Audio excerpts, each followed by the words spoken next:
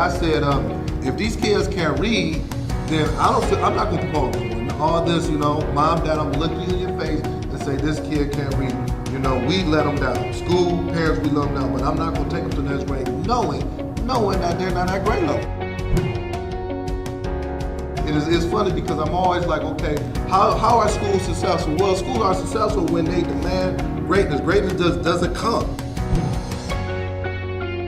We're about to make history. We're about to learn. We're about to grow. We're about to make history. And then, mark my words, it's going to be other school districts, other places around it that's going to be doing this thing. We're going to be the first model. And I'm speaking that into existence, okay?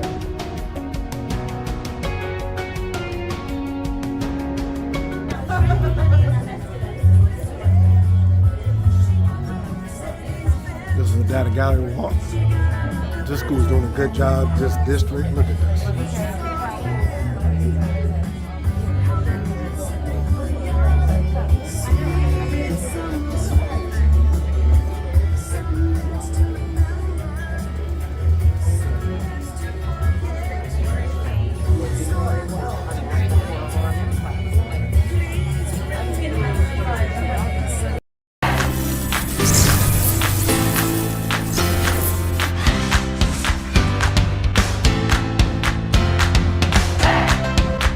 If you can really take the map and drive the instructor inside the classroom and link it to the M step, then everything will move.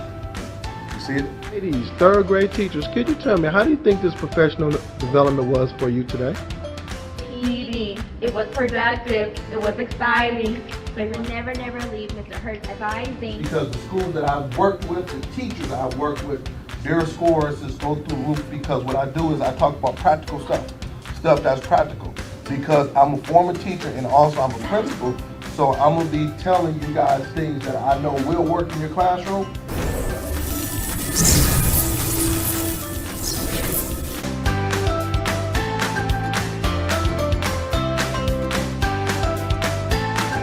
For booking, please visit shurtschoolturnaroundspecialist.com.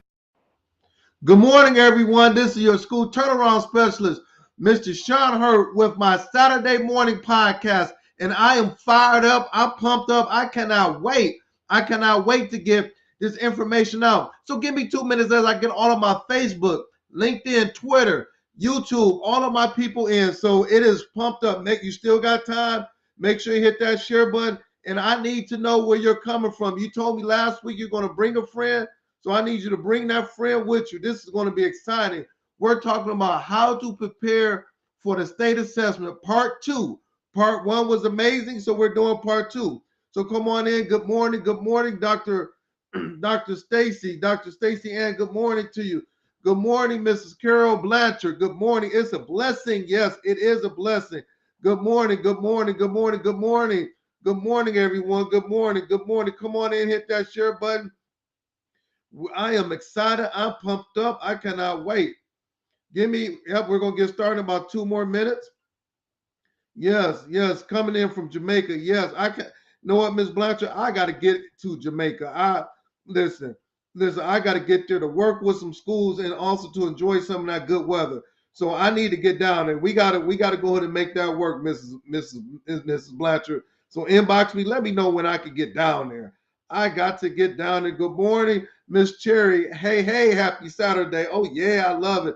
All right, good morning, MPA Jaguars. Good morning to you, Doc, good morning to you. It's always good. I know you working out the Fantastic Four. Yes, yep, yeah. So give me about a couple more seconds. I got to go ahead and get this out. A couple of people say, "Hurt, I wanted to attend last week, but where are you at? I'm here. So we're going to go ahead and give me one more second. Well, all right, we're good. Let me get this out. Good morning, Academy Charter Schools. Good morning, Nestor Language Academy Charter Schools. Yep.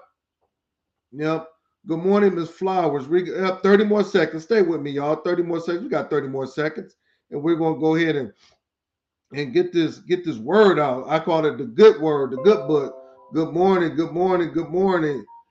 But I need y'all to hit that. that share button. Go ahead, hit that share button. Let me know where you're coming from. Let me know you're from. Dr. Jeter. Dr. Jeter, is always good seeing you. You know, it's always good seeing you. All right. All right. I think we're all set. Yep. We're all set. Yep. All right. It's 10 o'clock. So let's go ahead and go. All right. Well, good morning, everybody. Good morning. Once again, my name is Sean Hurt, the school turnaround principal, and I'm here with my Saturday morning podcast. And we're gonna get started. Good morning, Mrs. Gaskins. Good morning. You know, much love for it down in Baltimore. I should be in Baltimore a couple more months, so I gotta stop by and say hi to you. I gotta be in Baltimore, Maryland, a couple more months, so I want to stop by and say hi to you. Stop by and say hi. All right.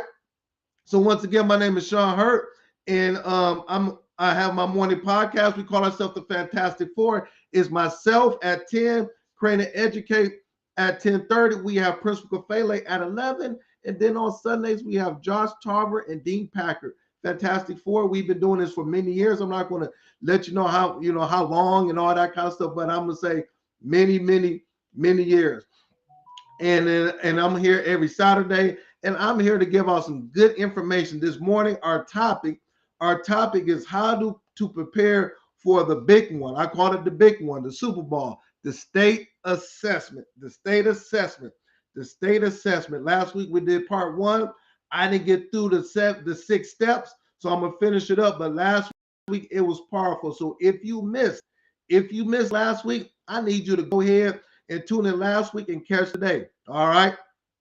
This is so important because you asked the question, why should I listen to you? What your state assessment is coming up in 10 weeks.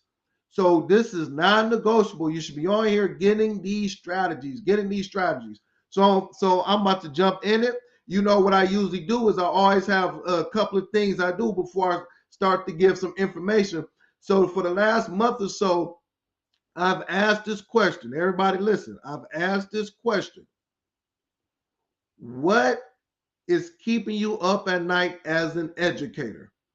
What is keeping you up at night as an educator? I'm going to say this again.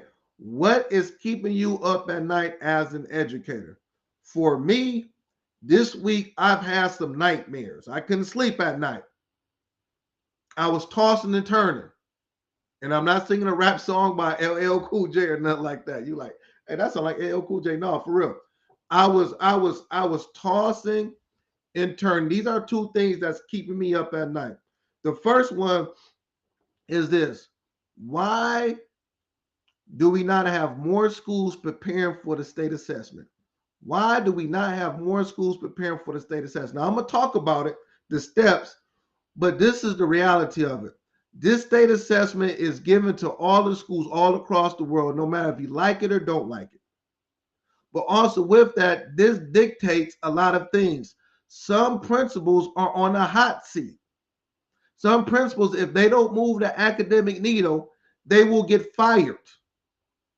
Some principals also, the other part of it is that if they do move the academic needle, they do reach their goals, they do all those things, they get promoted, they get all of this good stuff.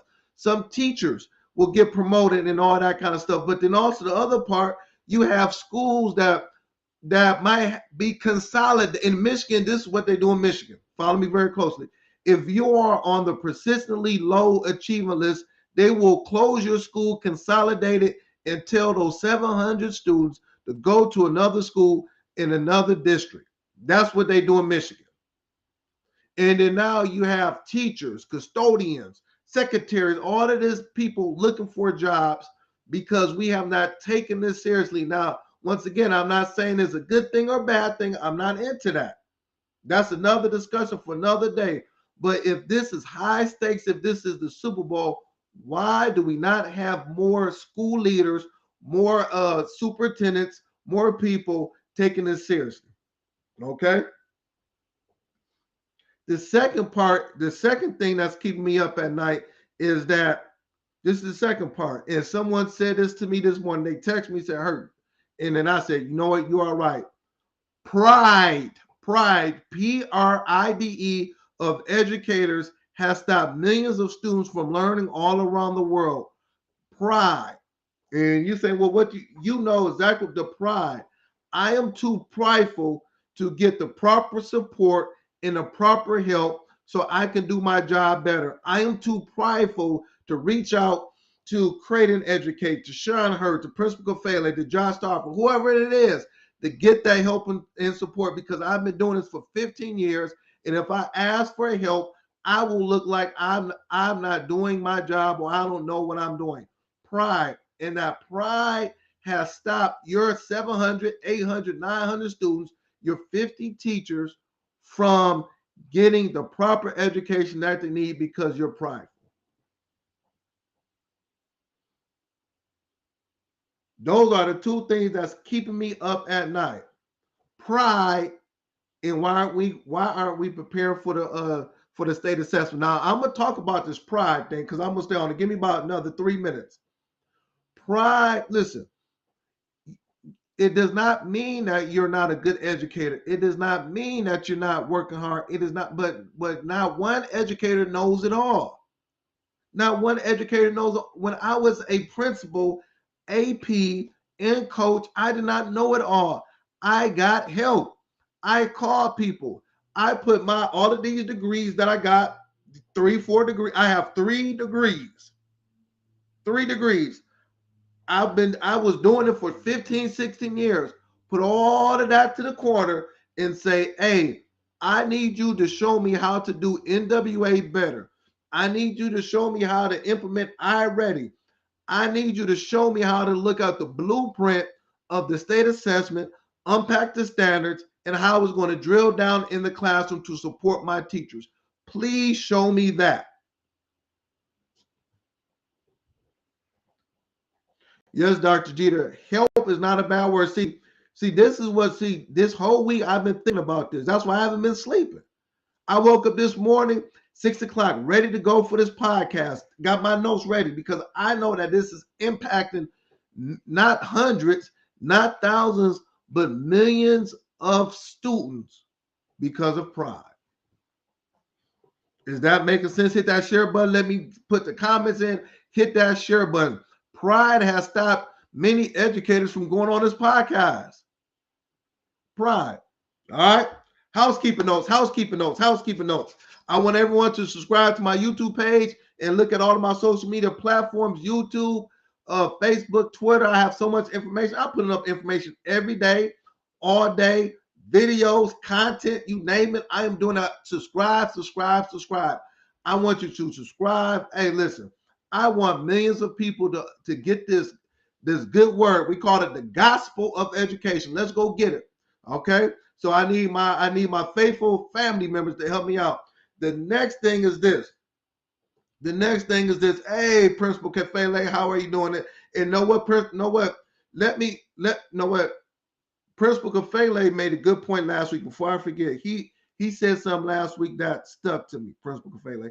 He said, and then I'm paraphrasing it. He said, are you on track, or do you want your school to be a national blue ribbon school? Do you want your school to be a national blue ribbon school? He said that last week, man, and that hit me like a ton of bricks. Do you want your school? This is your school, principal. Now I'm about to get it, and this is why the state assessment is so important. Do you want your school to be a national blue ribbon school? That means you have one of the best schools in the world. Do you want your school to be the best school in the state of Mississippi, in the state of Georgia? Do you want your school, Ms. Blanchard, in Jamaica to be the best school in Jamaica? Do you want your school to be the best school in Texas? Do you want your school to be a national blue ribbon school?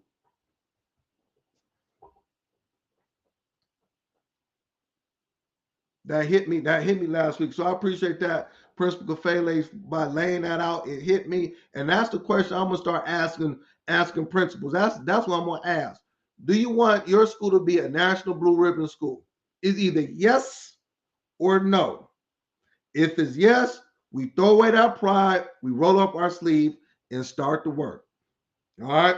Next thing is that before I get into my content, I want to encourage all of my schools that I'm working with. I want you to stay positive, stay encouraged. All of the schools that I'm working with, the schools in Ohio, South Carolina, North Carolina, Arizona, Michigan, Georgia, and Indiana. I am working with all of those schools. You know, we got 10 weeks to go before the big state assessment.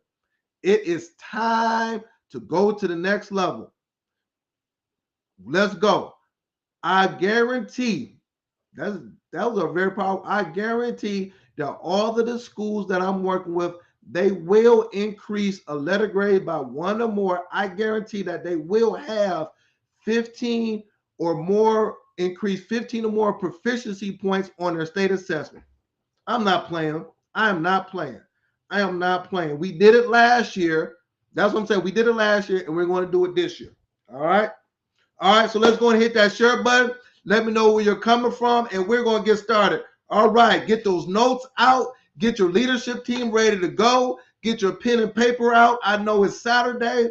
I know you're probably in your living room, dining room, eating breakfast, but it is time to go to the next level. Let's put it this way. It is time.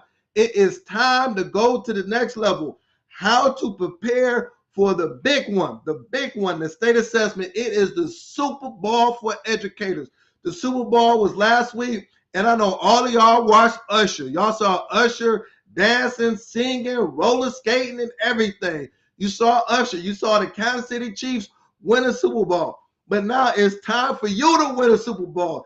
It's time for you to roller skate up and down the hallway.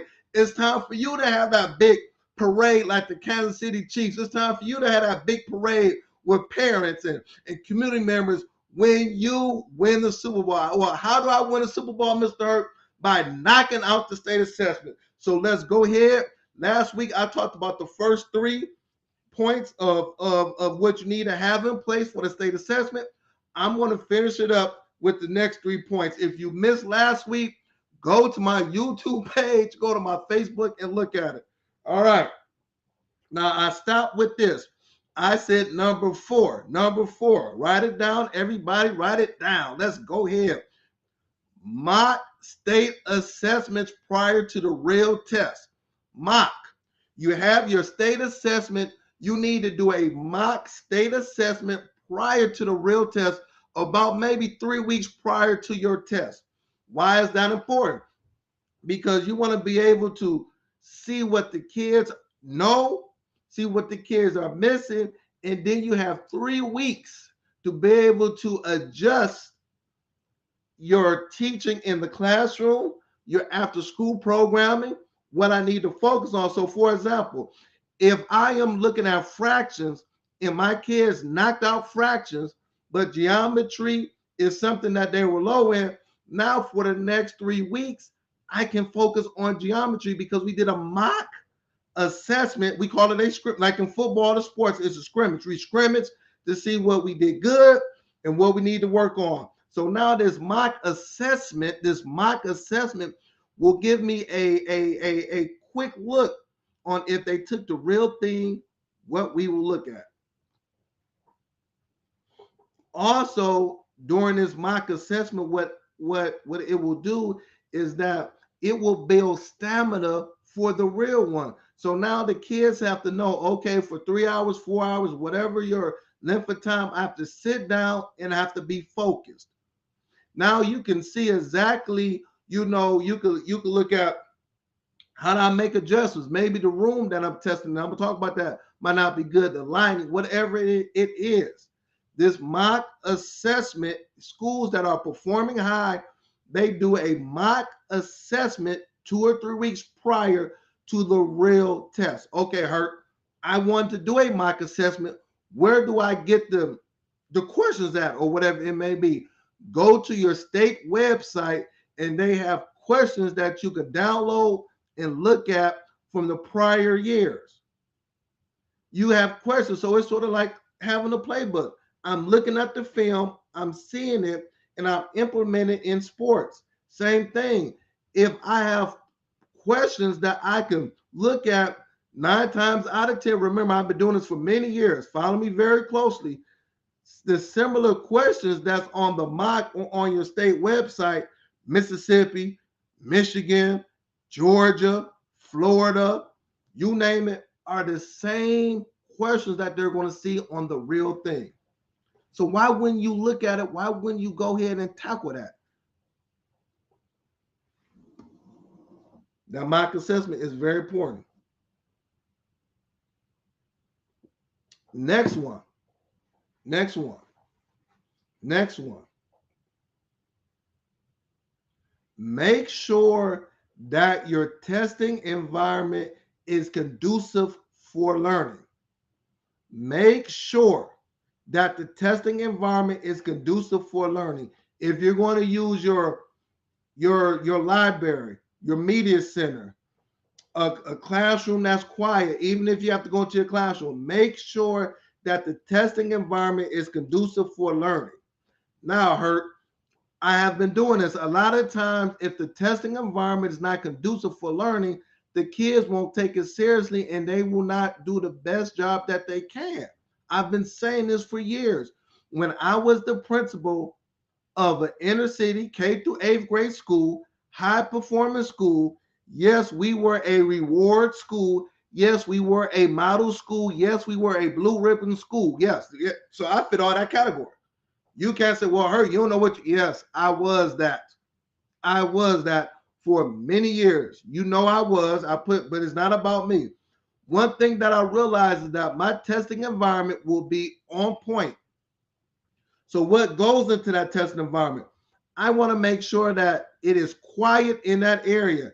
I don't want bells ringing, kids in the hallway, and my kids, my 8th graders, are taking a math assessment, and I got my 7th graders and my 6th graders in the hallway talking. That's what kids do. Bells ringing and stuff like that. So I got to make sure that for that 3 or 4 hours, it is quiet. You can hear a pin drop. Okay? In the classroom, because some of you take it in March and April, is the temperature conducive? You know, if it's too hot in that room, kids is going to fall asleep and get mad and whatever. If it's too cold, there's issues with that. So I made sure that my custodians, my grounds people, these rooms, these 4 rooms, the temperature will be right. I don't want the furnace broke. I don't want none of that. That air condition better be on when those kids take the test. You know, that heat better be on when I don't want no excuses, but during the mock test, oh man, I'm saying something good. I looked at everything. The other part. Well, yes, the other part. Yes, Miss Farmer, it is true. Yes. The other part, look here. The other part is this. I had water and mints in them. Water you drink. Bottle of water. I didn't want those kids going out in the hallway getting water. No, we're going to get water right there in mints to keep them. The mints the sugar will keep them going during that time. So if I'm taking if I'm looking at the reading in those passages are very long, and usually the reading takes about 1.5 hours to 2 hours. After 30 minutes of reading, I'm nodding off. I'm doing those things. So now I have mints. I'm popping mints in my mouth. I got water. This is what I did to keep the kids active and engaged. Oh, yes, I know I am talking. I'm giving you information that's going to help you out. The testing environment conducive for learning. The next one is this. Is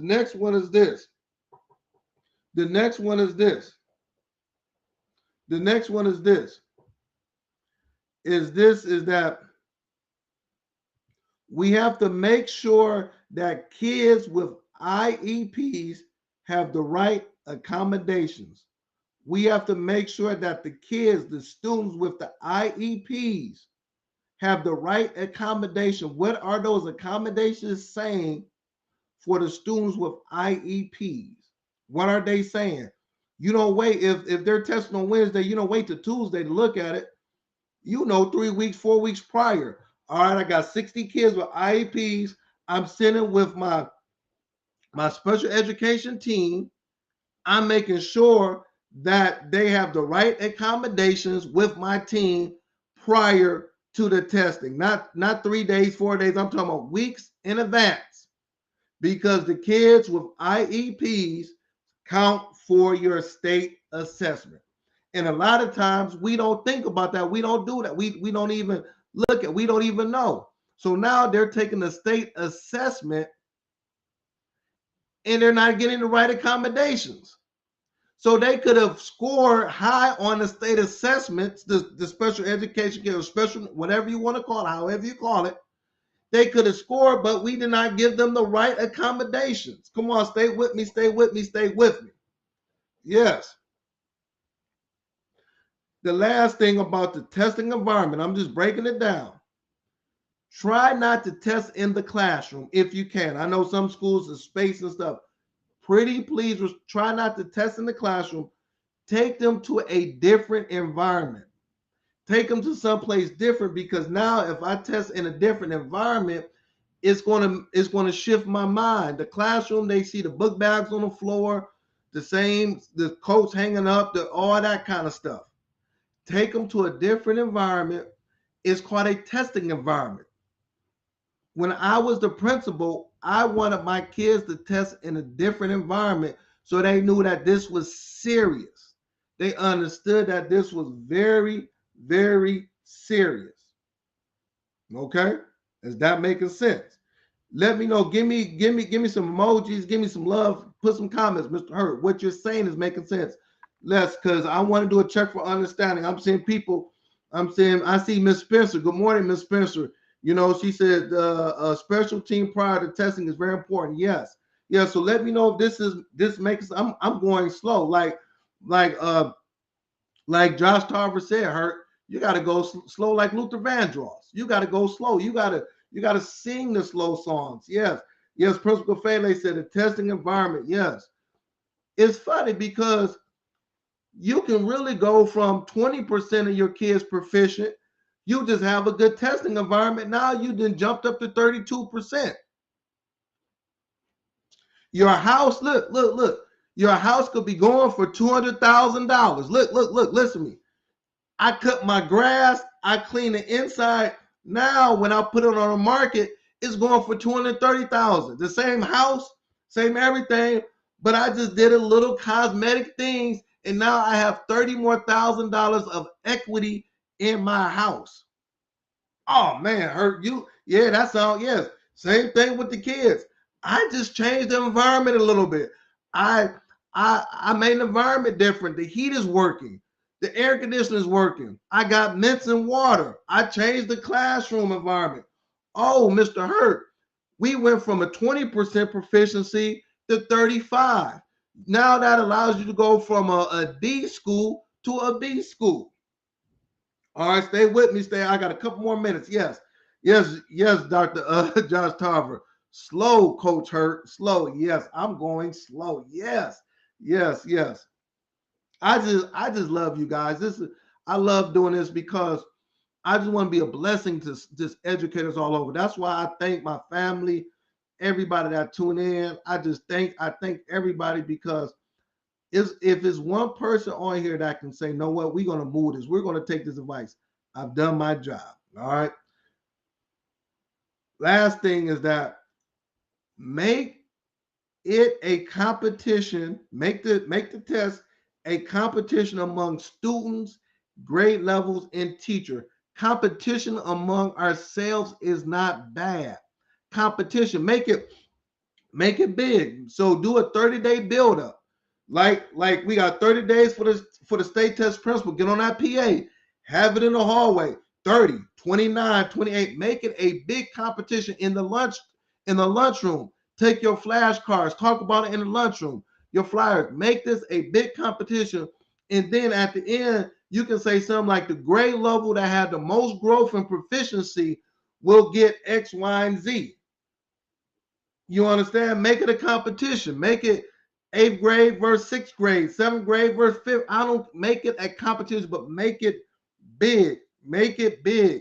Talk about it during your morning announcements. Talk about it during lunch. Have a special raffle drawing. Do all of those things. Get the flyers out. Do all that. Make it big. We are competing among ourselves because the kids understand competition. They play football. They play basketball. They do cheerleading. They on a chess team. They on a robotics team. They understand competition. Why aren't we competing among ourselves? Why don't we say 5th verse 6, 7th verse 8? Just compete. Now we know that one grade level will win, but just think how focused they'll be, how that they'll be driving, how they'll want to win. Whatever. Think about your high school. Think about what is one thing that the kids will love to get if they achieve this right here. What is that one thing? For me, we went to this place. Matter of fact, I took the whole grade level. I put $10,000 to the side, and we went to this big amusement park where you had rides, go-karts, video games, unlimited food, and everything. And I told my whole school, I am taking the grade level with the most growth. That's what I did.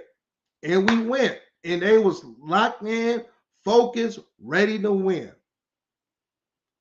So these things will lead in not only, hold on, not only my students, but also my teachers. My teachers. I went to my school board. I said, hey, I want to raffle off something for my teachers, you know. So we did it regarding the grade level and the teachers.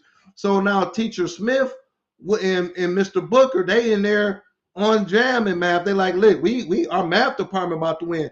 And then I have Mr. Washington and Miss Green on jam with ELA. Our ELA about to win. And then the science department was like, hold up now. Miss Williams and then Mr. Brown, our science department was like, we gonna win. So now I got my teachers, I got everybody, my custodians, everybody was part of what we were doing. And that's how these are the things that you can do to prepare for the big one, the state assessment. So I'm gonna stop right there. I'm a little bit past my time. What I want you to do is this. I want you to subscribe to my YouTube page. Give me some love. Give me some emojis. If you want me to still come in and work with your school, it is not too late. You know what we're doing. So I just want to say thank you. Make sure you go over to Create and Educate, and I will be on next week, same time, same place. And let's go ahead and win the Super Bowl. Let's go ahead and win the Super Bowl. Thank you and have a blessed week.